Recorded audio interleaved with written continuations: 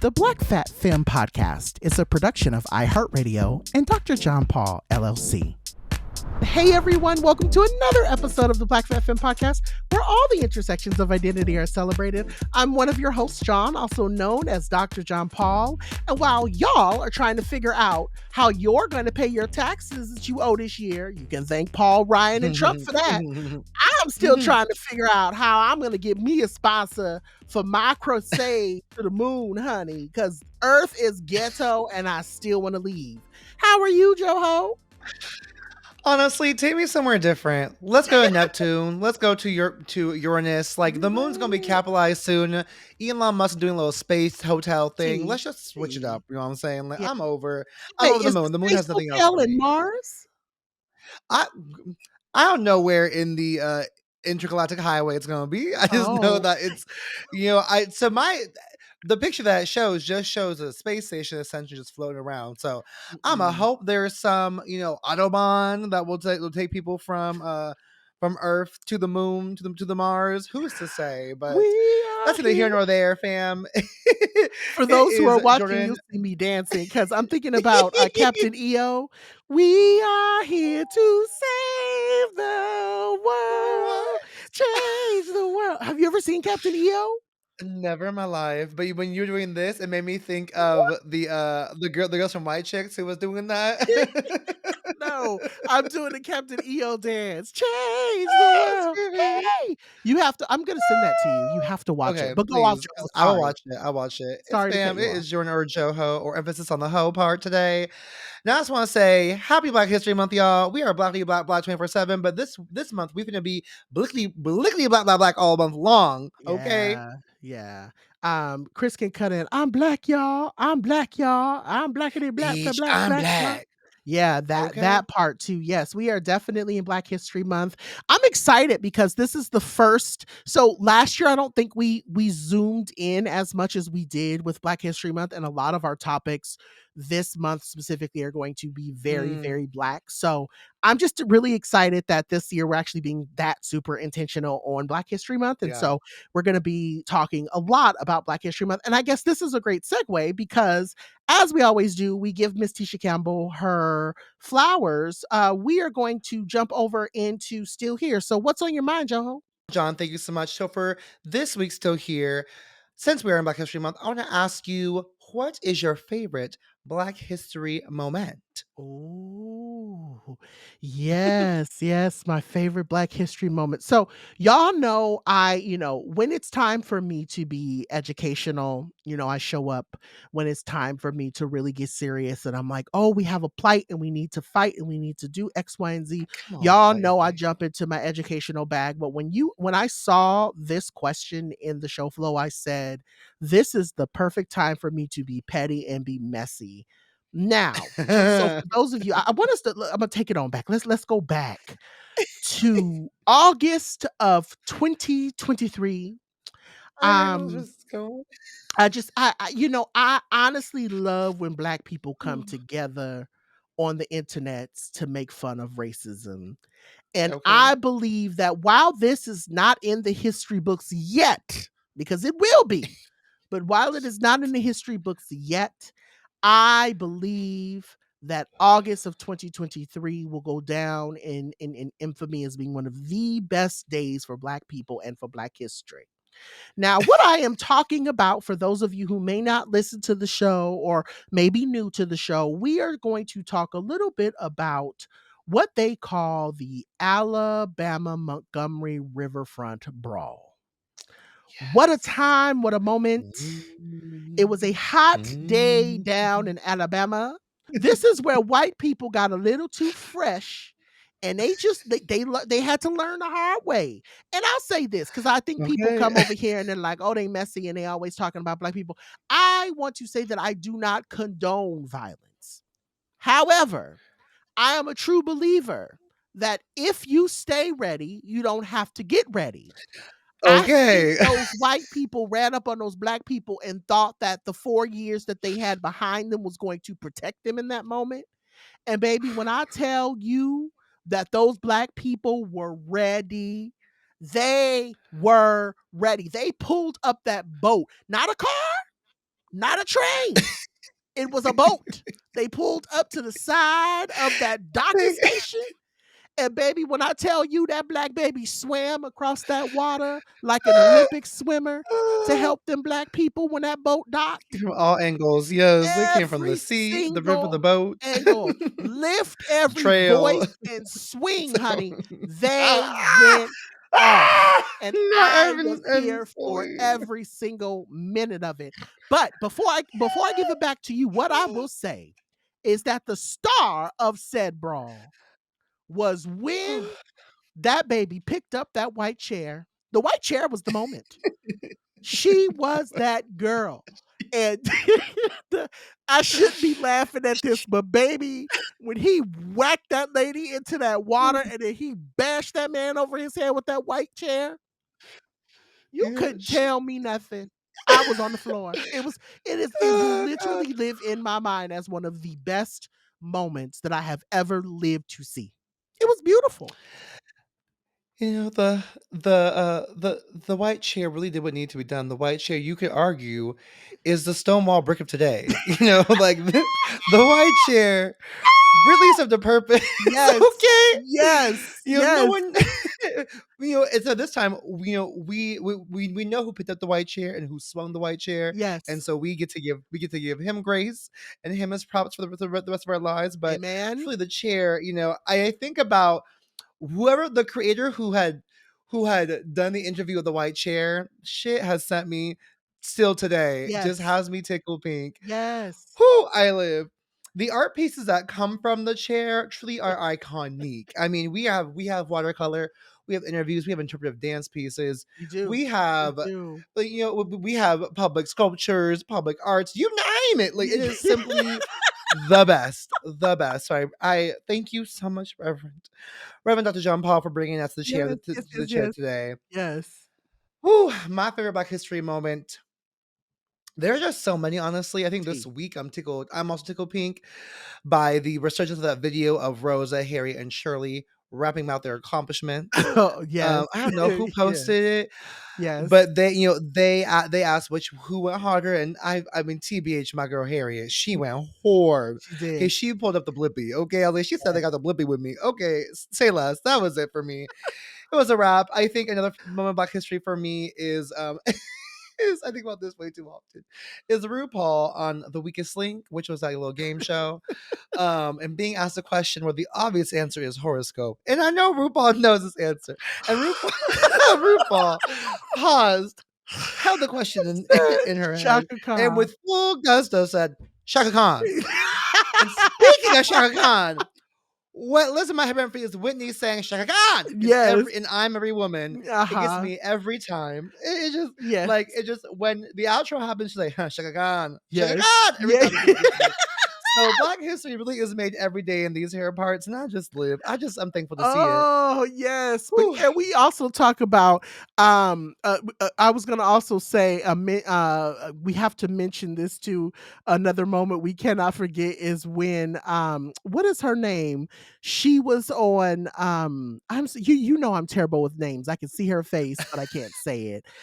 She was What was she playing on? her aunt. What's Whitney Houston's aunt? Uh Oh. Oh. We know her aunt's Uh name. Warwick, hold on. Dionne Warwick. When that Dion Warwick. the Yes, yes, yes. comedian was Yes. playing Dionne Warwick. If y'all follow me on social, y'all know that I've been Yes. posting it all the time. She said, "'Cause why would Xi Jinping want to want to flood my basement and rust my Stop. Oh, Bowflex?" Maya Yeah, Rudolph. Maya Maya Rudolph doing it. Rudolph. I'm She screaming. said I'm screaming. when I'm she screaming. said, Oh. what is it? How does she close it? She said four. She said something. Oh my Oh, gosh. oh God! I literally just watched it an hour ago. What Oh did my she goodness. say? Imma have to She pull it because up. she said it, and then she repeated it in song. And I was Yes, like, yes, yes, "Girl, yes. stop." Russ my Bowflex. Oh. But again, Maya Rudolph is just here it But is. What'd she say? speaking of Dionne Warwick, wherever did To Dionne what Warwick end? tweets, To yeah, what end? what To what end? To what end? Yes. Because why would Xi Oh my Jinping want God. to flood my basement and rust my Bowflex? To what end? Yes, yes, yes. To what end? That is To what end? Oh my God. What a moment. Black history is just it's just everything. But anyway, all that to be said, this is what about yeah, I just this made me feel so good. We have to take a break and pay some bills before Xi Jinping floods our basement and rusts our Bowflex. But when we come back, we are going to chat about something that has been on my mind for quite a quick second. So we'll be back in a sec.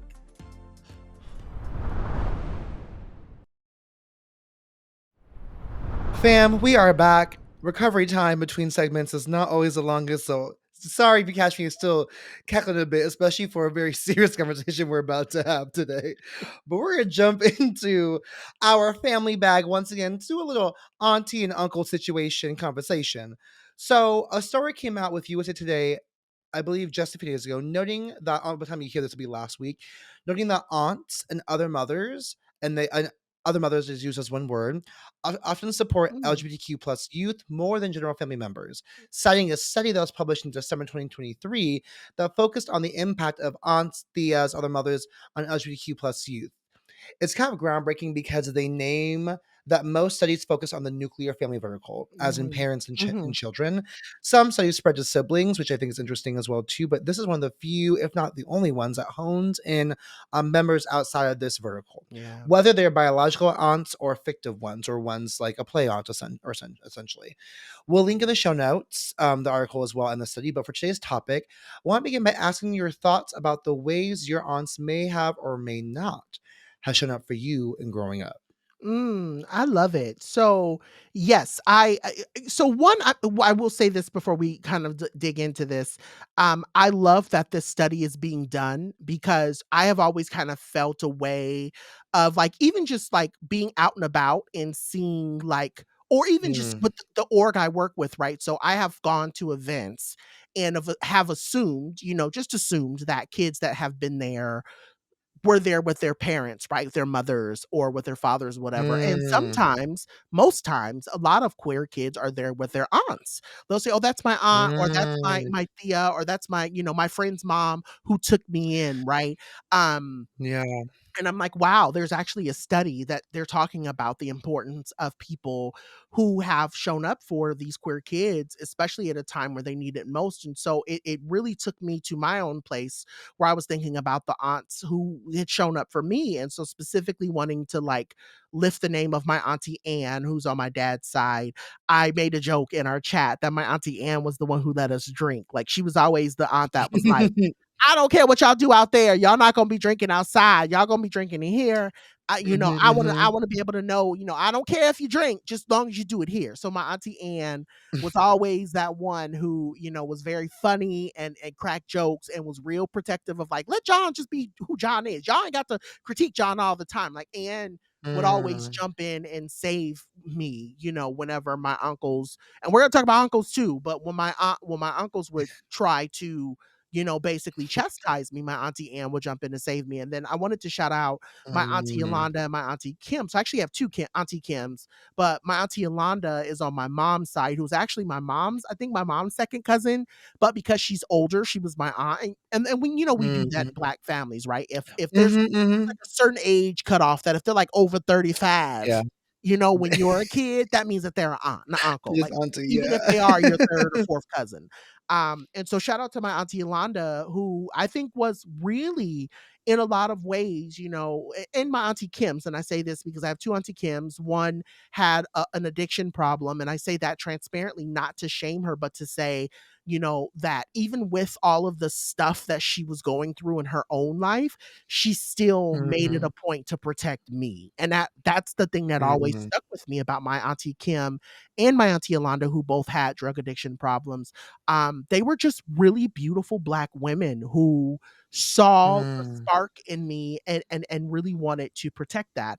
And I made a note. I said, I have, and I've talked about this in so many different veins, I have a lot of beef with my uncles, and I'm talking Netflix beef, honey. Give me all the Oscars and the Emmys and the Golden Globes because I got beef with my uncles.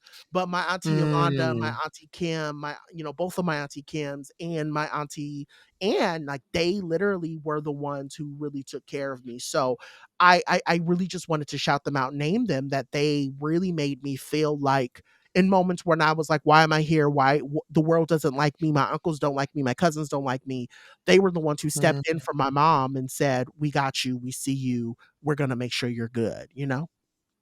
That's actually a really interesting conversation piece to like why so many issues with uncles and not as many with aunts. And I mean, I'm also thinking of the idea of like the cousins being aunts too, because I think there is like Mhm. a framing of aunts and uncles are the adults in your life, and the cousins are like the ones that are your peers essentially.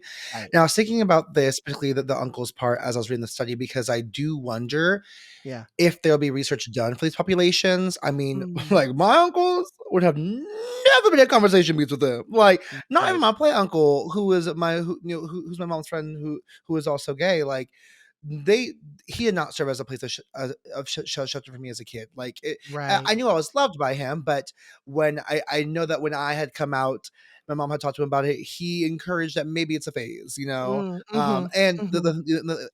I think obviously as an adult now, he's more open with me now, and that's really great. But it's a moment where I think like, damn, like as my mom's bestie, you could have said this or done this, right? Right, Or right, my right. like, or my dad's brothers, like they're all just so hyper masculine. Like even the brother, even the uncle I had who was gay himself, he passed away when I was really young from age related causes. Mhm, And but that said, my dad's really framework of like another gay man was as like hyper mass dude who was in military. mhm, So mhm. there was never any discussion about being gay or queer, especially not through a lens of being femme. So I just cannot envision it for my uncles at all, which is sad. And but I appreciate what I appreciate about the study was that the study shared so much of these notions of expanded family that are rooted in being BIPOC, low income, or immigrant culture, or like immigrant family cultures. Like Yeah, yeah. I grew up like in an interesting way, like despite my mom, being Jewish and and seen as white, but also like being first generation. I grew up with all my mom's friends being aunties to me. Like Mm. I really thought she had five sisters. I was like, damn, Deborah, you got hella sisters, girl. Like you got hella moms in these streets. Yeah. You have sisters. I realized that Right, they're all just your right. bestie. Yeah. Whereas my dad actually had all sisters, but I wasn't as close to them. Mm, Only like a few of them, and I know that they loved me because they always told me and showed me that. And I think part of it, I'm sure, is also like my dad's unwillingness to bring me around them more. And I wish I knew. I wish I could ask him why, Negro, why. I have to consult with him. And the urn I have of him to ask and find it out. But that's something that I did not really get to have. yeah. And but I also think like in that side of the family, like on the black side, I feel like in many black families, you don't talk about sexuality in many ways, pretty like historical or like traditional black families, you don't talk about sexuality so much.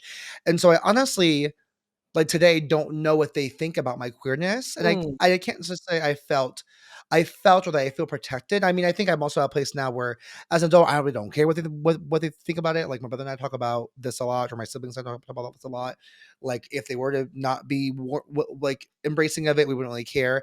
And I right. think, I think there are moments in which like we reach out to each other and they show that they are caring of who I am as a person. Like I have one aunt who messages me or texts me how much she loves me, and I think, and I'm sure she sees me being my like biggest, fattest, blackest, most Jewish Yeah, gay self. So I'm sure yeah. she loves anyways.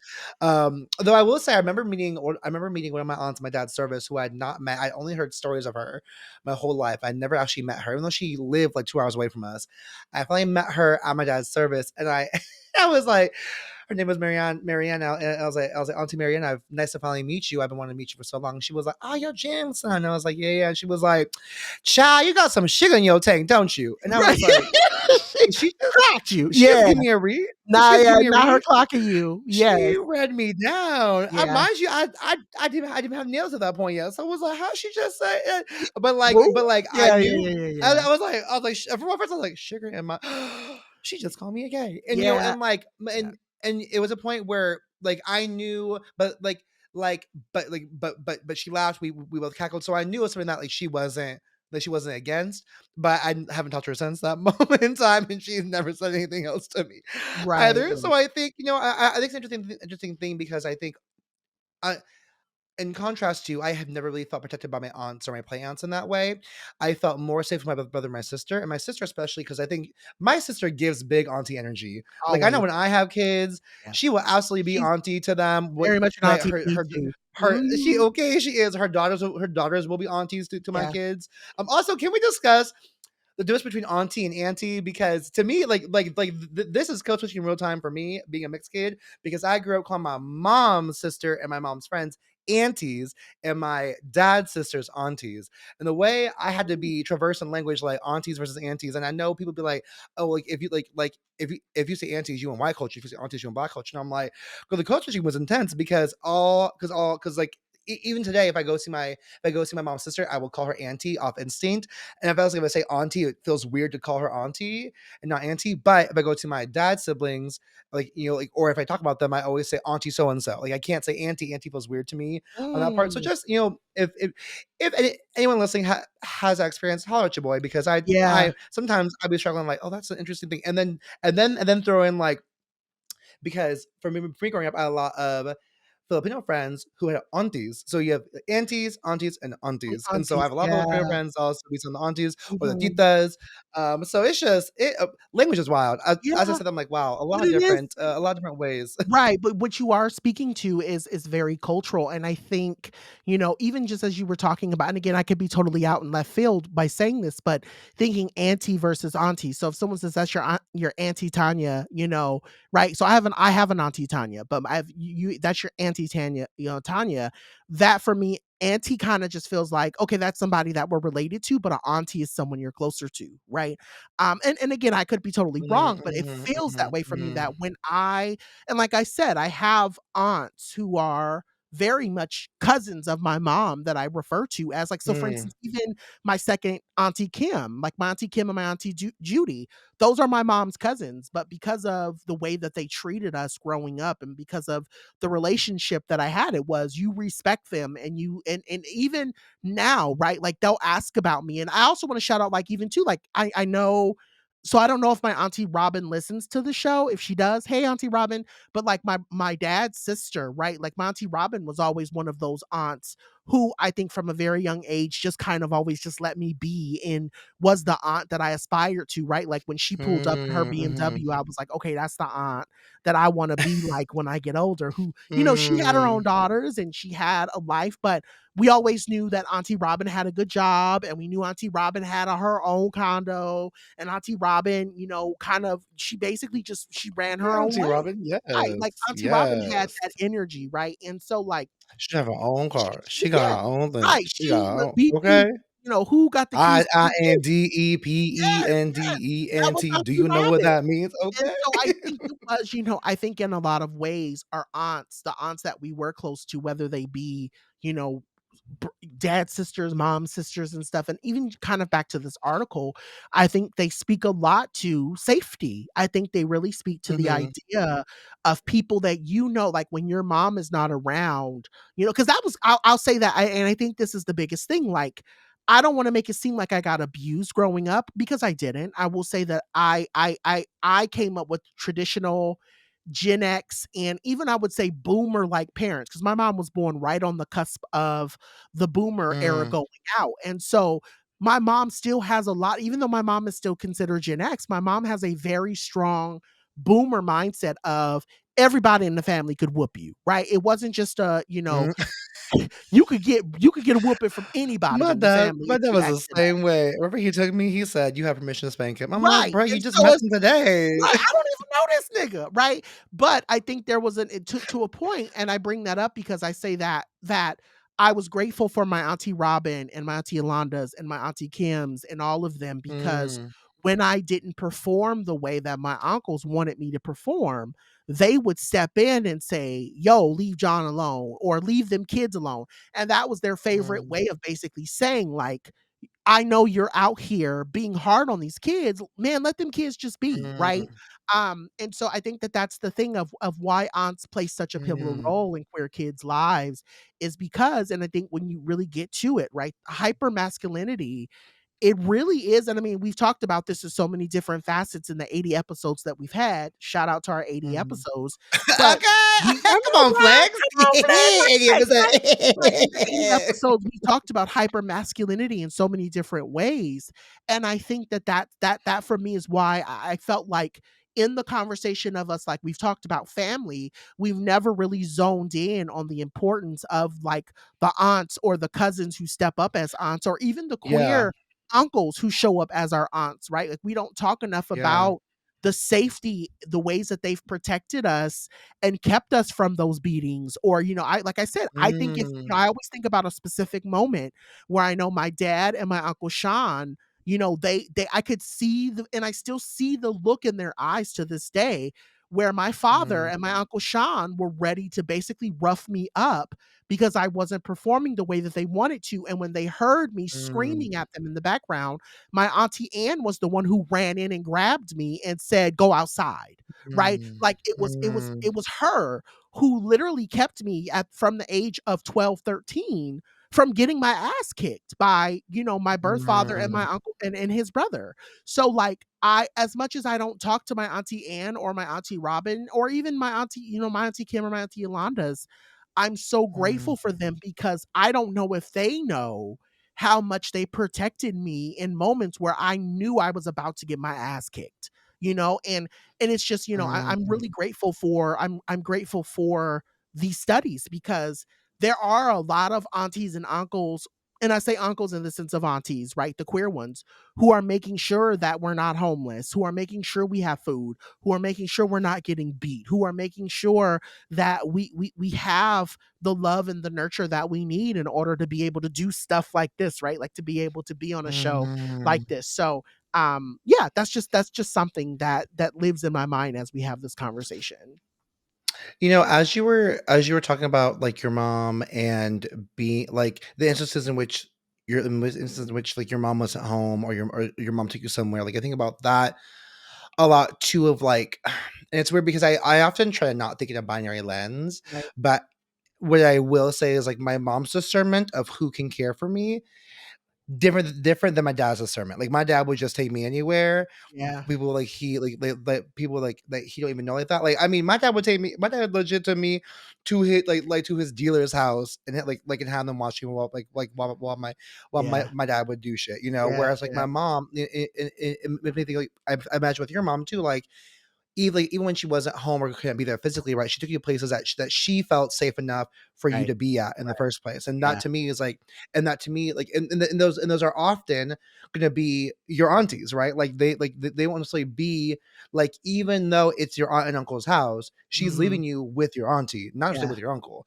Your uncle was there and steps in, and but then your auntie comes out and snatches you up, and I think that's like a testament, one, to like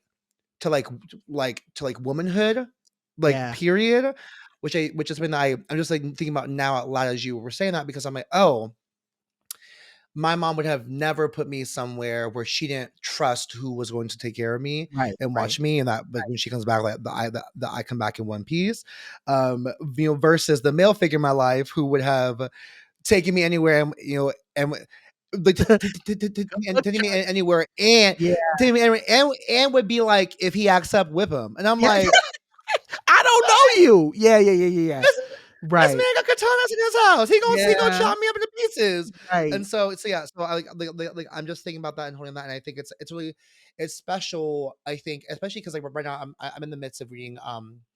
I'm like halfway through reading an anthology of Audre Lorde's essays and poems, and there's Mm. one, I believe it's in "I Am Your Sister," not "Sister Outsider," but "I Am Your Sister," that talks about the idea of, of womanhood, particularly through a lens of, like, black feminist thought, Mhm. but also she mentions about, being a black lesbian, and the idea of people would discount her for being a black lesbian, but all things that she's done and all people that she's nurtured has been through the lens of her being a black lesbian, how black lesbians, or, like, like, our black queer folks, black queer women, really show up for each other in every ways, because they know that they can't depend on, like, cis het folks and men to do the same thing. So I'm Mm. like thinking about that, as a whole. And I'll say, okay, we talked about our experiences with the aunties, and you hinted towards this a little bit, but how about our experiences being the aunties? Mm, Like, I yeah. want to give auntie energy as well. I want to be Auntie Robin as well, which is interesting because I don't want to give uncle energy. Like, I just don't. I like uncles to me. Uncles sound lazy. Uncles sound uninvolved, and I'm sure there's something for me to explore and reshift my Yeah. relationship to uncle. Like, why I think it sounds so bad. I mean, I know I'm gunkle to some folks, gay uncle, and I think that's cute and I love it. But I would much rather be auntie. Like, I want to give auntie energy. I want to give independence. I want to give like she got her own car and got her own things. I want to come in with a bougie ass fur coat. So like what is your experience at present being auntie? How do you want to level up in your auntie game? What does it Yeah. look like for you? Yeah. So I will say that when you ask the question of like, how do I want to level up in my auntie, kind of my auntie-ness per se, I do see my nephew seeing me as kind of uncles, the Uncle Jonathan slash, Gunkle slash, all of those things. But I think for me, Mm, like I said, I remember there's a specific, if you go through my social media, there's a specific picture of me holding my nephew or my nibbling. I've been trying to say nibbling mm, more because again, while I mhm. know he's probably gonna end up being cis, very cis. My nephew, I could just tell he's very much like my brother. Not a Um, sis, but very sis. yeah, not a cis, but very cisgender male. He just very strong male energy there.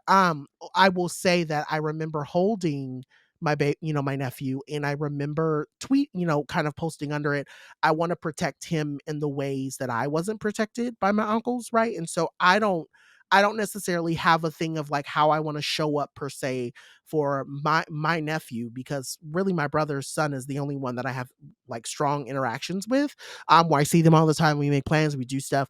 But I think the biggest thing, like I said, it really comes back to safety for me. I really want my nephew Mm, feeling safe and protected and knowing that no matter what he decides to do, right? Whether it be play with dolls or whether it play, whether, and I even think about like, so shout out because I know my friend Falon listens to the show. My friend Falon has 3 kids, and she'll oftentimes reach out to me and tell me what her kids are doing, specifically one of her kids who's very, very gender neutral in a lot of the things he does. And I hate for this to be such a gendered kind of conversation around it when I'm talking about like non-binary, non-gendered things. So it's just it's mm, very interesting because I try not to label children, but at the same time I'm also like they're showing up in a certain way. All that to be said though, like I mm, love people and I love friends, I love family who see me as a beacon of safety for their kids, the safety that their kids never had, mm, or mhm, the safety that they didn't have. Because I have a lot of friends who've also shared with me that they too were abused, both mentally, physically, all these different things. And so I always want kids. I think that's my number one thing, and why I think kids oftentimes. My husband says this to me too. He'll say, "Why is it that people who have children, their children always flock to you?" And I've had moments where I've been in like Target or I've been in a store. I'll never forget it, and I'm sharing this on the mic, and it may be related, but it's not. I don't know. But I do remember there was this one moment when I was like in a Target and I had walked past this woman who had a baby in the basket, and the baby looked at me and started like putting its hands out to come to me. And the lady looked back mm, at the baby and was like, that's really weird. And I just was like, well, okay. I was like, it's not a big deal. It happens all the time. And the lady said, no, it's weird because my kid doesn't go to anybody. Like she was like, my kid literally fights to go to anybody. And so obviously that baby either saw me or one of the mm, spirits on my shoulder or what, but they saw something in me that made mm, them feel safe. And I said, that's the thing I always want for kids. Like I want children, whether they be queer, trans, not whatever, however they identify. I want these kids to be mm, safer than what I ever have. But I also will say, in terms of like my auntiness, like I also want other people to see me as an opportunity of if they can do it, so can I. I know that we talk a lot about mm, capitalism and we talk a lot about how awful capitalism can be, but it's really, really cool. I've had moments where I've seen young queer folks look at me and be like, "I like your car," or "Ooh, girl, I love your bag," or "Ooh, I love your nails," or "Ooh," and it's just an opportunity. mm, Like in that interaction, right? As much as you may only see it from the monetary or from the materialistic standpoint, for me, I will take it in and I hear it as something being further than that. It's the idea of mm, you are a prospect for me, like you're a possibility model for me. And so I think mhm, about that a lot, right? The kids who look at me and smile when they see me holding my partner's hand, or the kids that look at me and they Mm, see my bag and they know it's Louis Vuitton and they go, "Ooh, I love your bag." And it's the undertone is, I can't wait to the day where I can be as successful, or I can do the things I want to do in order to be successful in my eyes, right? That's just my long way of saying, like, yeah, I really want to be the uncle, auntie, gunkle, whatever that people mhm, see as a possibility model and also see safety in. So, what about mm. you, love? I mean, one thing I'm hearing from you is like it's not that you're materialistic. It's just you're just a material, like I just a know that's right. material. Yes, Okay, just I am the material. material. Material Okay, girl. I'm a material world, Yeah, and yeah, you got yourself the Chanel boots, whatever they called. yeah. Well, I Um, not really because I those mean, no, boots I mean, are, like yeah, metaphorically, not the I actual Chanel 9 know. boots, but the Mhm, metaphor.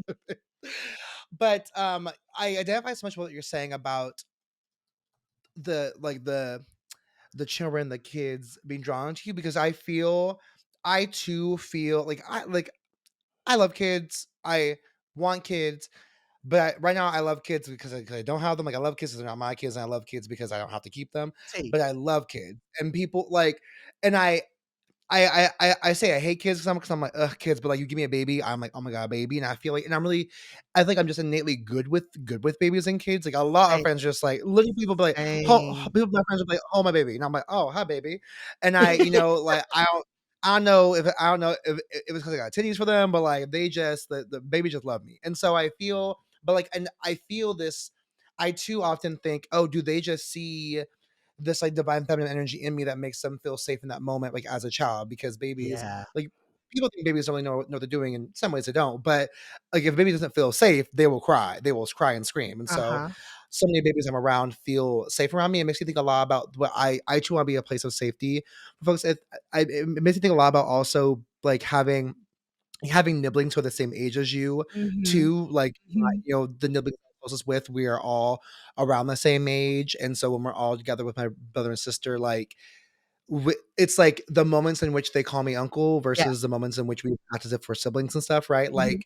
I particularly remember, like, there's a moment where we were, like like, we were out somewhere and someone was like talking to my niece, like talking to one of my nieces in some ways. I mean, she was also bad mouthing the person, so I was like, "Be like, girl, like girl, like you gotta stop." Right, right. But like but when the person says something, me and my brother had got up like, okay, like you trying to say something else with about us, and my niece was like, okay, unks, I see you, unks, right? Yeah, Which is like typically they would never call me uncle, at least because my brother's older than me, so they'll call him uncle. But typically, like I'm like sis to them essentially, and so sis sis people just be like, do you know sis? No, sis sis. yeah, yeah. And so it's it's an interesting thing of like the moments in which we like shift ourselves and be like onto your uncle. But I think of the friends of mine who have kids now or having kids now and how they want me uncle or Theo, Jordan, Jojo, Joho. But now I'm like, call me auntie because I'm trying to give auntie energy. I Right, mean, yes. I can reshift perspective of what uncle means to them. But I also want to be auntie energy because that's where I feel, so I have felt, even though I haven't felt safe in a lot of my aunties, like I will say to like to my auntie, my mom's sister, I feel really safe with her, and I want to have that too. So I right, appreciate naming that of I want to be auntie, have auntie energy because I want to be safe. I want the child, that's around me to know that they can be their full selves. They ask me anything they want to ask me, that they can see me live audaciously out however I am and whoever I am in that moment, and that they feel an inherent permission to be that as well too, and also mhm, know that whoever they become, that I will always be their fierce advocate and biggest cheerleader besides their parents, hopefully. In in that process. So I definitely want to be, I want to carry auntie energy, whether that comes off when someone says I'm auntie or uncle, whatever. right. But I too want to be a source of shelter, safety, peace, and and also fun. Like I want to be the one where if the kid's like, I want to try alcohol for the first time, I'm like, okay, let's go. Let me text your parents and be like, hey, so I'm not getting a sip of tequila. Is that okay? Like, be like, I'm not trying to get arrested, but I want you to feel safe to do that with me, and I want to Right. be the person that this as well. So yeah, I hear you, I see you, and I like, and I that's what I want to carry with me as well too. Whew, this was a conversation I did not expect to happen this way, but also I think it's such a beautiful way to kick off Black History Month for us Right, because right. to you earlier talk about the other femmes and the other like the other mothers and the femmes that have kept us safe and guided us in life. And this was really special. So I'm thankful that we did this. It is time for another break. So y'all can grab a snack and John and I will be right back.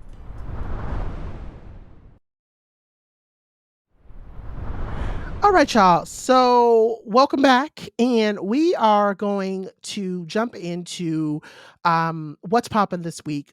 I know it's been a minute since we've given you all kind of a pop culture like refresh, and per a listener's request, I wanted to take a moment to do our annual check in on the show. Y'all know I love to hate Drag Race.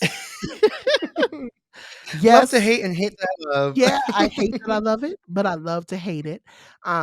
We are in season 16, and Imma just say this, and then we're gonna run through some other thoughts. Um, I'm gonna say that I feel like all of them look like other queens. Like, it's getting to the point now where it's very hard for me to figure out who's who because they all look like somebody else. Like, somebody looks like Simone, somebody looks like Will Pill, somebody looks like they all look the same. And I don't know if it's because they're painting the same or if they carry the same personalities or what. So if I mess up people's name or if I just don't know the girl's name, so sorry, but a reality of it is that I know Drag Race is gonna go on for a very long time because it's Paramount's bread and butter, at this point, but I will definitely say, like, I that is one of my biggest critiques about the Drag Race franchise, is that Mm, I miss the days where you saw Queen and you went, "Oh my god, that Queen." It's like, for instance, when you see Raven, there is no other Raven. Like, there is mm, no other Raven. Mayhem, there is no other Mayhem. It's just a lot of mm, them feel the same to me at this point. Anyway, I to get off of that soapbox, I do have some thoughts about this season, but I wanted to give our listeners something to cackle about in regards to my thoughts of the season so we can just talk about it and move on. So with that being said, my question that I have for you is what girl before I give mine, what girl is on your watch list for this season? Who is the girl to watch for you? My watch list queens right now are Nymphia Wind. I love her. I love her. I'm kind of here for Morphine. I don't know what she can do, but the mug is unclockable to me. Like I don't know what she can do yet, but the mug is right. Oh, And I think I said I said last week, and other said to an episode that we did or to somebody else, but I appreciate the sisterhood that she be given to other queens. it was us. I definitely That's watching Q. Oh, yeah, yeah, okay. I definitely watching Q. I think Q. It was funny because Q as the brick last week, the judges were living, and I was like, "This is fine." Like I think it was the best of the what the others gave, but I was like, "This is obviously not geared for a Okay, black so audience wait, because this is pause. a Who black was the Barbara Streisand? plasma. Plasma was Okay. good. She was Plasma was good, good, but and I struggle with her because she's so forgettable. She's very forgettable. yes. That Yeah, woman's well, so she's forgettable in drag, but she's not forgettable in her comebacks because I definitely appreciated yeah. when she shaded Plain Jane and Untucked the week before last as well. Yeah, so I'm definitely watching Q because I think Q is a fantastic Mhm, seamstress. Like mhm. the shape, the designs, to me, some of the best I've seen. Nymphia Wynn's tie look is my one of my top Oh, 3 drag yes, looks I've yes, ever seen. yes, yes, yes, Like, yes, yes, there's yes. no way anyone has ever done that before. That was amazing. Mhm. Saphir Crystal, of course. Very much And into that. as much as I hate to say it, Plain Jane is on the watch list. I can't tell if it's on the watch list for a good reason or a bad reason. I think objectively, she's good. Objectively, she's a good queen. And she knows what to do and she knows what Rue wants from her. And so I'm like, yippee ki for that one. But I don't love her. But yeah, so that's on my watch list I so far. love the plain I love the plain Jane watch list, bum because Plain Jane, she spells her name like plain, and so the Yeah, idea of her being on play the watch watch list, list yeah. is very funny to me. I will say that I like and I know I saw your note in the the show flow, so I'm annoyed, but Geneva Carr is one of the girls I'm like, "Please, girl, pull it together enough to stay." I do feel like she could be one Mhm. of those top 3 girls, because in the top 3, they always give you that, and I hate saying it this way, but it's the truth. Rue is notorious for giving you a throwaway in the top 3. There's always the top 2 and that one So girl you who's a admit that she was a throwaway. throwaway then? No, You admit yes, that she'd be the yes, yes. throwaway. So she could be the 3rd throwaway, but I also see your point about her not going that far in the competition. I get it, but I'm Far, saying so that I far. do like her Ooh, personality. I'm right there with yes. you with, Nymphia Wind. I personally, I will say this, do I believe that she's gonna get to the top 3 and be crowned? No. But Mm. if is it Nymphia Wind? Nymphia. Nymphia Yeah. Wind? If she was to get to the number 2 spot and was crowned, I wouldn't be upset. I believe Mm, that just based off of her glamour from even the first day of her stepping into the room, I feel like she could make a really good like first non a like Pacific Islander queen. Like I like the first Asian yeah. queen to win. Because I do know that, they coin Mama from last season as like the first API queen to win. But I'm saying like a first Mm. true Asian queen, Sasha, yeah, yeah, yeah. like, Mhm, I would mhm. be okay with her taking that crown home. Now, I did wanna say, like, who are your top 3? My top 3, and I said, my top 3 is, and you said that this is her name is not Brooklyn? What the fuck is that girl's name? Dawn.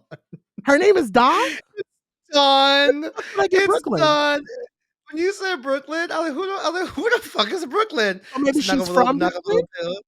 I think she's a New York queen, but her name is Dawn. Okay, Her well, either name way, is you know who the fuck I'm talking about. but I know Uh, who you're talking about, yeah. I Dawn, picked up what you put I down. call her the, like, Oh what my so god. she's like the Target version. What is the market? She's the Market Pantry Willow Pill to me. She's like, yeah, no, she is, like, and that's not a dig. It really is the idea of, like, Willow Pill is a very like, she won. So, like, the Market Yeah, Pantry version, meaning, like, you're not gonna get Willow Pill out of her, because that's not who Willow Pill is, but she's yeah, definitely her makeup and her personality very much reads me as Will Pill. yeah, Sapphire Crystal, I want her to win. Do I think she's gonna win? No, because we've already had 2 black queens win in like the last 3 cycles. So, I mhm. mean, we're not gonna get another black queen to win. But I do want her to go far. Is it Tsunami Muse? So it's spelled Tsunami Muse. I sometimes they say Tsunami Muse, but I Anyway, would that's a say bad bitch. Zusu. I don't care what nobody Zusu, okay? says. That's a bad bitch. I know she wasn't doing too well on the first, was it the first or the second episode? People were trying to, but that last look she turned, that girl's bad. That's a bad girl. What What she about wear? you? What she wear Um, on the runway? oh my god, I'll have to Google it. I just remember being like, Like, "Okay, girl." I'm Um, trying to think where she wear that because see, I think so I can see her for I can see her for an underdog for sure. I think she is she had on the amazing. egg. Remember she came out as the egg, and then, she tore it The off? last episode though? In the last episode though? Yeah, I think the last episode she came out Oh, as the egg. yes, yes, yes, yes. So Yeah. I think she's doing better than her mother Uh-huh. for sure.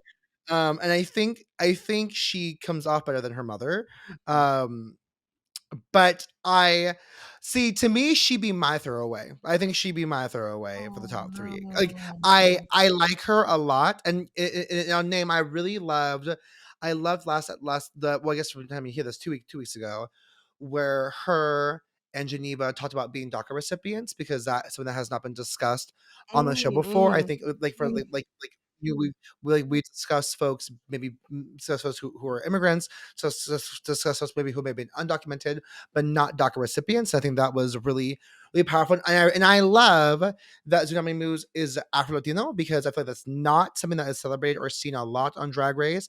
Folks who are like so boldly Afro Latino. I mean, like yes, like Candy Muse as well Mhm. being Jamaican too. But I just really appreciate someone coming in, coming in with that.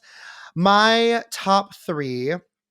So I think, hmm, if at present Nifia Wind is in top three for sure. I agree that I don't know if I'd see her winning. I don't know if I say winning simply because I'm like xenophobia, T. from T. from Mother. Yeah, Um, I can see Nifty Wind, I can see Q, and I can see Sophia Crystal. I can see, or I can already see Q winning. I think I can already see Q winning because I think I get it. right now she's presented enough of like this is what Rue likes. Like she's not afraid to like look stupid, which is what Rue loves. Mhm. But she's beautiful. She paints really well, and she is an amazing seamstress. So I Yeah, can see her winning. I Saphira is like poise and grace. Like Saphira has the whole package. Just something about Rue that I'm like, I don't think she would give Saphira the win. So yeah, so I think those are my top three. I can see playing Jane. I can see play Jane being in there as well too. To me, she's a Jimbo knockoff. To me, yeah, with the um, big titties, yeah, very much you see, that. I Mhm. mean, yes, she's a bit of a different drag than Jimbo, and I think Jimbo Jimbo goes. I think the very few queens who go as far as Jimbo has gone in terms of like the lengths in which they'll go to like for the sake of drag. Plain Jane hasn't gone there yet. I don't think she will, but I can see her being in top four, if not top three. But I do hope someone Yeah, takes her out. Honestly, yeah. I'm trying to think of anybody else. I Who is the other queen that? Ugh, no, I no, I forgot. But that said, though, I do wonder. I wonder if they'll do because they haven't done this in a while, and this is the season of twists. I wonder if they will do like a twist where the queens come back and they fight Oh. to get back in the game. No, they I haven't wonder done if that in them a while. Yeah. and I wonder because I yeah, like I wonder who could come back from that. I think I the one do. that they just sent home, who basically So said I was thinking Mirage, yeah, and I love Mirage, but I don't know if I can. I don't know if I think that she has like the whole. I don't know if she has a whole shebang there right, for right. her, But my but I thing could see her is coming that back. and I'm gonna jump in and say that's how I feel about a mandatory meeting. Like, I love her personality, but I feel like she's the Shangela of the season. Like, you just need a little bit more time to get your In to last polish up episode, your look.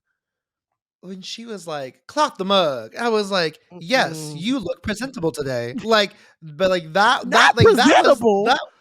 I mean, truly, like, and Yeah. I want to be clear. I also her personality, everything, her Love wit, her. Love sharp. her. I Yes. love that she's not taking any shit from playing Jane. Period. Like, I love that for her. And I'm But girl, like, yeah, but also, like, I feel like 2 things can be true. I think she's an yes, amazing drag queen in terms of personality, performance, the presentation, yeah, and again, I also wanna be very clear that I wanna say, like, I always have to say this when we're talking about drag because I think people think that when black girls get on the mic or whenever they get in front of the camera and they start talking about drag, it's like, how the fuck can you how can you say that about these girls when you don't do drag, right? It's kind of the same way when people get on and start talking about podcasters, right? I'm like, you don't know podcasting and you don't know how much work goes into it. So who are you to make that? But what I will say is being someone who has been a avid RuPaul watcher show, I've written about it. I feel like that's where I can make the critique to say that knowing what RuPaul is looking for, I can look at a mandatory meeting and say, "Girl, I don't think you're as polished as." But mhm, on the other end too, and again, maybe one day we'll have this conversation, and maybe we'll want to pull in a drag queen to have this convo.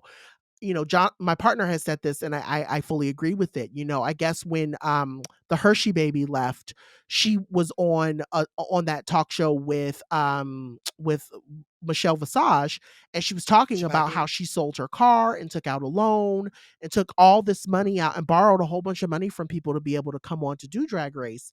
And I think there needs to Mm, be a greater conversation of the links that a lot of these queens are going to get mhm, their money, like to get their money up or to get the things that they need in order to be successful on this show. And how sometimes, in like for instance, Hershey's case, right? She took all this money out and is in this debt and now was voted out like the first episode or second episode, Yeah. third episode. I think it was the third episode. Because we're now on episode, I think 5. So it's 4 or 5. So I think it's just there's a lot there, but I will say going back to it, same thing with was it Maya Aman LePage? Like she's Mm, mhm, cute, but I think that she's drag race ready? I don't know. mm, Like, I don't wanna be mhm. mean because it's not that I wanna shit on other Black girls because I want them all to win. I just feel like there's a certain caliber you have to be at in order to compete on these shows, and girls like Amanda Torrey and Maya LePage are not ready. That's just my thought. Yeah, ooh, so, okay, so several thoughts here because I where to start?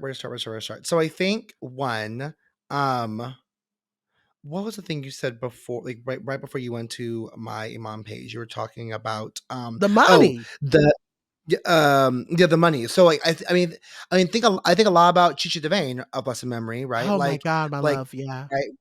I mean, like, loved her so much, and probably one of the last times you saw folks use, like, cosmetic store makeup to do things, right? Because a point was made in that season Right, about using or not using cosmetic store makeup, and when she came back for All Stars, right, she wasn't using it anymore, and so I think right. to your point, like, it's so true. So many queens go broke to be on this show. This Mm, show, like, is responsible both for platforming queens and evicting them from their homes, you know what I'm yeah. saying? Like, this show really is doing both. If someone wants to say, how can you talk about Drag Race? Bitch, I was a drag queen actually for a few years, so y'all can kick rocks with that one. Well, And see, yeah. as someone who was a drag queen, I can tell you, I would not thrive on this show. Like, I would Right, not and be that's on what this I show was gonna either. say, like, Like, if I I know I ever would thought to not, do 'cause I've drag, seen I this yeah, I would never. Like, it would I've take me seen this shit too much. years to even think Yeah, about like, wanting to I'm not a stand in the seamstress, and stage. I won't be the bitch who goes on the Amen. show saying I'm not a seamstress. Like, Yeah. I know I have to be a seamstress to be on the show. Yep. I know I'm funny as hell, but I can't pay you know, the way, these queens paint. Like, someone that I think about a lot who it's I felt sad to this because like, I know that you had put earlier in the notes, like, who do you wanna go home, right? And I think Megami is someone who I'm fine with going home, which makes me sad because I want to like her so much. And I'm sure someone's gonna say I'm fatphobic for for not Joho, rooting you're for fat her. phobic. You're fat phobic, Joho. But it is simply because she does not have the range. Like, I would not have the range Right, either on the show. right. There are plenty of hot girls on the show who have the range. I love artistic drag, Yeah, 10 out of 10. But, like, being a consumer of this capitalist show, I know it is hard for artistic drag to thrive on this show. yeah. Sasha Velour is one of the only queens that, that was able to thrive on artistic drag. It was, and I think, one, because she was a fantastic queen. I think also because, like, she could balance art with glamour, the way that RuPaul wants glamour. And I think it, like, these critiques have nothing to do with whether or not they're great drag queens. Like, I believe some of them Mm, are great drag queens, they and are. I believe that they all believe that I believe that they believe that they're all great drag queens as well. But it doesn't always translate to the show itself, and it really is not real.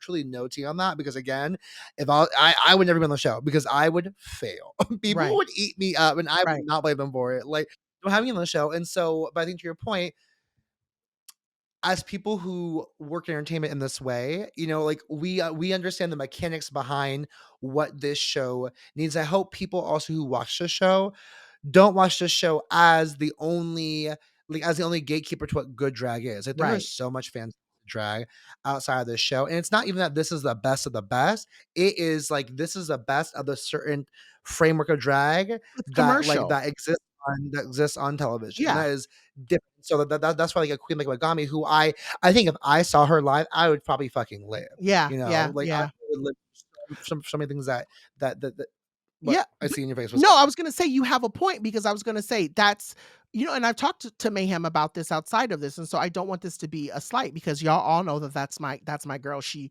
lives in my heart daily. But I think there's this idea of what translates well for Drag Race as a frame versus what translate for like as good drag outside of the Mhm. MTV Paramount bubble. And that's why when I look at Mayhem, I love that she's going back on the show, right? She's getting ready to go back on another version or another iteration of the show. But I will say, like, I look at Mayhem and I Did you go, say that? Mayhem, yeah, Can she is. can you no, but can you say that publicly? Yeah, it's public. She said that Oh, she's going on, okay, yeah, I saw it on Facebook. okay, So, okay, I I'm was like, pretty sure it's public. okay. But Alright, cool, cool. yeah, I don't know what iteration it is because I didn't pay too much, attention to it, but I did see her announce it, and I will say, like, I love that she's continuing to thrive and get her coins from said network, right? But when I look at what Mayhem does outside of Drag Race, I think she's one of the best and one of the smartest and one of the most Mm, genius queens to ever. But it's the same thing mhm, too can be said about Jasmine Masters, right? Jasmine Masters did not translate mm, well on the television show, mhm. but if you go see Jasmine Masters in San Diego, my God, she owns the building. Like, Jasmine Masters walks in and you get chills because you know that she's Facts, going to turn it. And facts. so that's the thing. Like, I don't think, and that's the thing I always get mad at because I think people think, well, just because they didn't do good on Drag Race means that they're a terrible queen. No, what I'm saying is that Drag Race is super commercial, and it's very much that Rue is looking for a specific type of drag queen who can do the press and who can be in front of the camera and who can, like, for instance, like, I've known people to say this about TS Madison. TS Madison, when she turns on the camera, she lights up the room, right? But when you sit with her, some people would say, oh, TS Madison is boring because, when she's at home. So there, again, there's certain people who can hold certain spaces at certain in different times. And a lot of the Mm, girls on the show, once that camera comes on, their light goes off because they're so in their head, they're so yeah, caught up in that word, here goes that word again, the minutia of a television show, right? That they don't know yeah. how to. And then there's the flip. There are people who, soon as the light comes on, they turn on and they're great and they're fantastic. And then you meet them outside of the show and you're like, that bitch is boring. Like, even what's the other The girl show is a who performance within a performance. Like, you who have to perform it is a as the performance. show is a Yeah. performance within a performance. Like, Yeah. you have Yeah. to perform as a queen and perform as a person on TV. Yeah, you are a 2 character different of performances. Yeah. yourself. You are a character of yourself on this show. And I think that's why so many of the girls do so poorly when they do this show, and why they have such bad reputations is because they don't Mm, go on the show thinking to themselves, "Oh shit, I'm going to be edited to be a character of myself." And that is the thing mm. that a lot of the girls miss. And that's one of the things I wish that they did trainings on, of like, if you're going to do reality TV, you have to be aware that you are going to be edited to be a character of your character, and how that character reads, especially if you're a black fat girl on one of these shows, baby, Okay, who knows. okay. So, Mm. all right, y'all. Well, I am glad we had this conversation. Will we revisit it later? Maybe. I don't know. But I will say that I am rooting for anybody black on the show. And I hope that folks, whoever, if they've been on the show or if they've been eliminated, I hope they do well. All right, y'all. Well, we are going to take another break. And when we get back, we're going to dive into y'all's favorite segment, our Yes Ma'am and No Ma'am Pam. More in a second.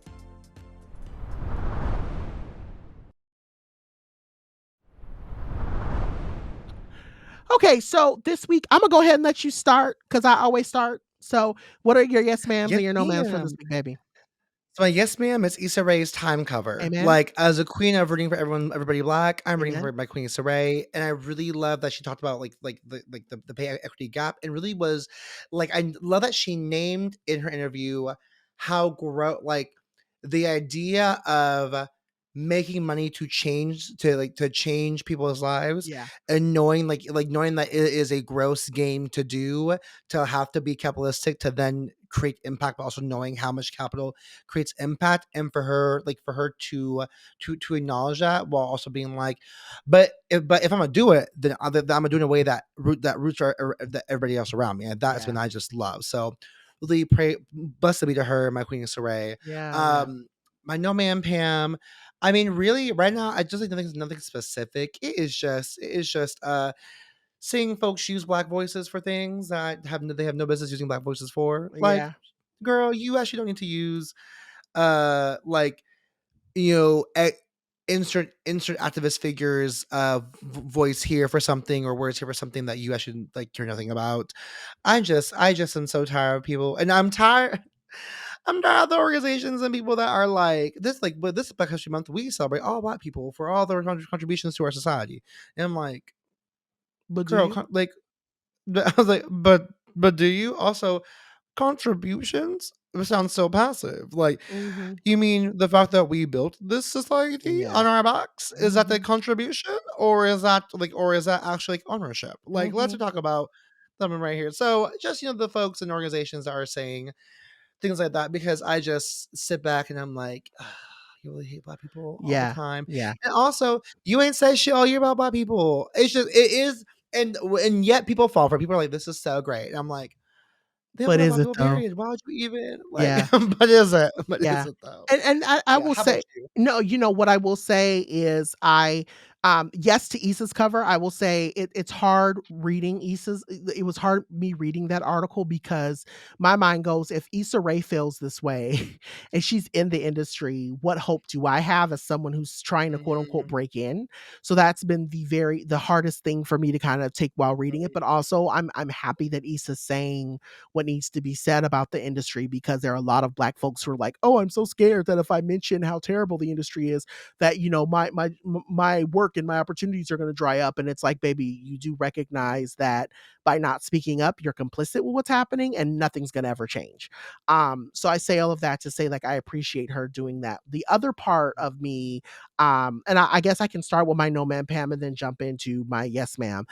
It's really to your point. I had noted that I'm also very tired of the performative assness of everything, from the Justin Timberlakes to the companies that are like, oh, we love and we support Black people, but yet when you look at, when you look, and I think this is coming from, and again, so I was going to say this to your point. I'm so happy that in the next couple of weeks, Bridget Todd is going to be on, and one of the things that I had Mhm. noted in our show notes that I wanted to talk to Bridget about is what I like to call digital blackface, and knowing that a lot of TikTokers have made a Oof. lot of money. Oof. They have made a lot of opportunities using Black Mm. women's voices and using Black trans women's, things to their sound bites and things to make their stuff go viral.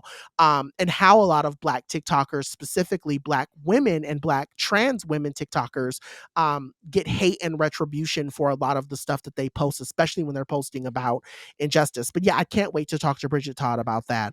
But all of that to be said, I think my biggest qualm that I've been having and that I continue to have is seeing in the last 2 to 3 weeks, we're seeing journalists, specifically Black, and again, I'm naming it because we see it in the news, right? LA Times, they've just gutted their diversity initiative. They've gutted their Mhm. a lot of With Black and Delos, brown yeah. journalists were given the boot recently, and then you have the audacity to say that you support the work that MLK and that Malcolm X is doing, and I'm going, but yet you just fired all these Black and brown people from your company, but you're posting on February 1st that you appreciate Black history. So what about the Black history that you just let go of, right? Like there were a lot of Can I just journalists. say, Go ahead. so can I ask you as well, just to LA Times, because it's not because I love LA Times in many ways, but they gutted Delos, like that whole vertical, Mhm. and then I just saw on LinkedIn posted that they're hiring Yeah.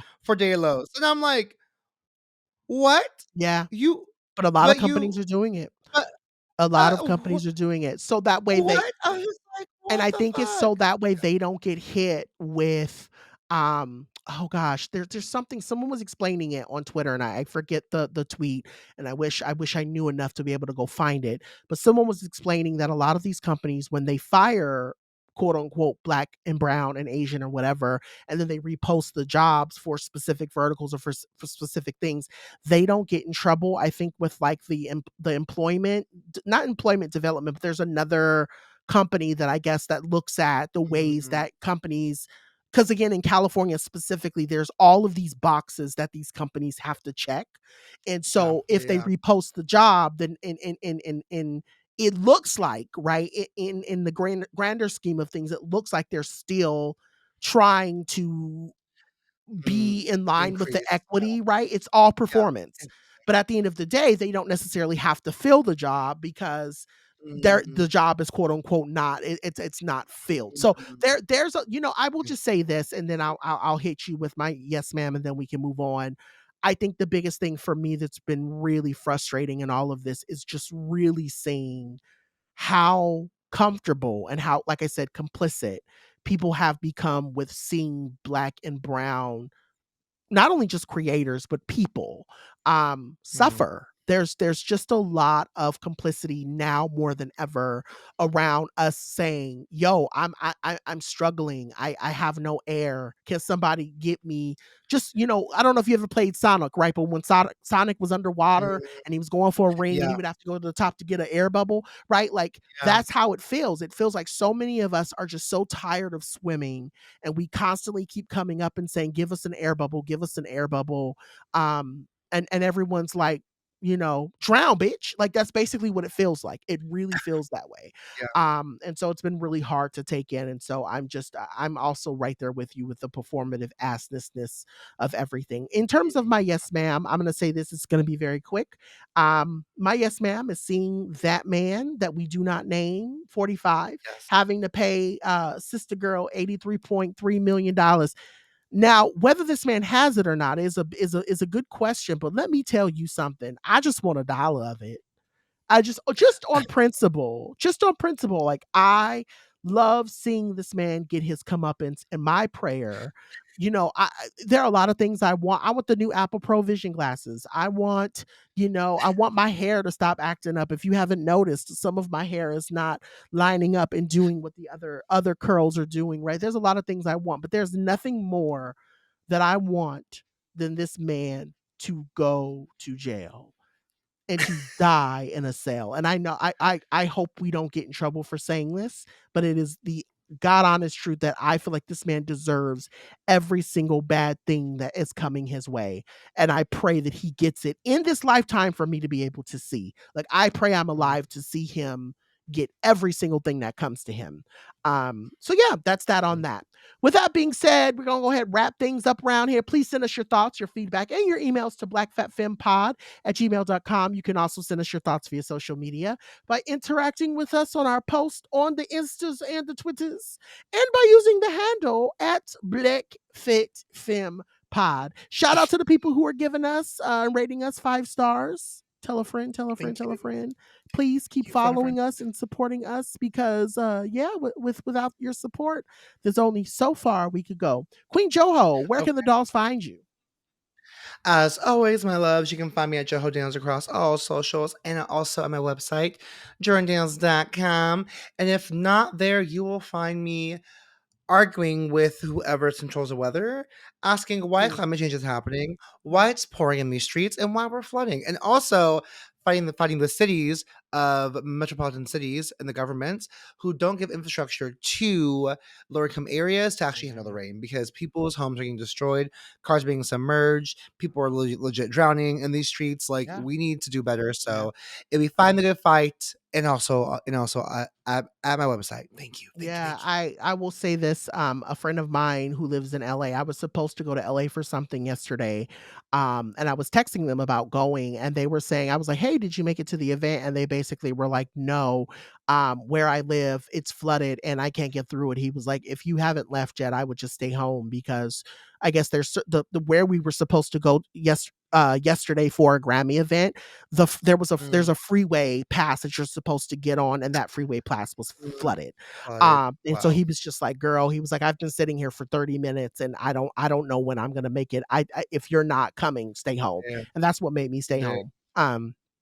Plus I'm a little under the weather if y'all can't hear. But all that to be said, y'all can find me these next couple of days laying up on my couch, finishing Love on a Spectrum. I just want to say very quickly that I'm not a person who watches reality shows and cries, but baby, the way Mhm, that last episode of season 2 of Love on the Spectrum had my face wet, wet.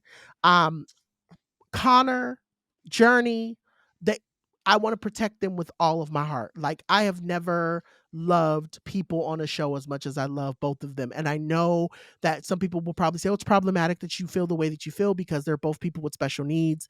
I just think that they are beautiful souls that just, oh, they're just so beautiful to me. And it's such a beautiful show to watch because I have such such a special place in my heart for people with special needs. And it Mm. makes me so happy to see the love, the world helping them to get the love that they deserve. So it is just such a good show. It is really one of the only shows on Netflix that I feel like is done well in terms of reality. It doesn't feel like we're watching grossness happen where we're like, what's the word that people use? When you the reality TV shows like Love After Lockup and all of those shows, they're very there's a word that people use for them and I can't figure out what Mm. the word is. But yeah, where you're basically using people's terrible situation to make money off Oh, exploitation.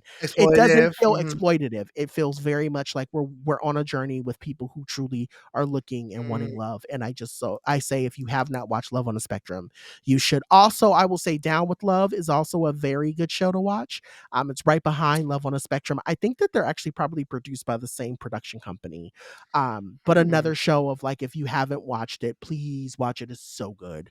But yeah, other than that, you can find me online, Dr. John Paul. Also visit my website, www.drjohnpaul.com. I want to thank, or I would say we want to thank our supervising producer, Rebecca Ramos and Bay Wang, for handling all the logistics, and our super executive super producer Anna Hosnia and everyone over at iHeart for keeping the show up and going. We also want to shout out our Yes. wonderful editor, mix master, you name it. Just the person who makes sure that we look good and sound good every Okay. single week, Chris Mhm. Rogers, because without them, we would have no show. This has been another one. Mm. Thank you, everybody, for listening. And remember, it's not your booty, it's your beauty. I love us for real. Bye. Bye.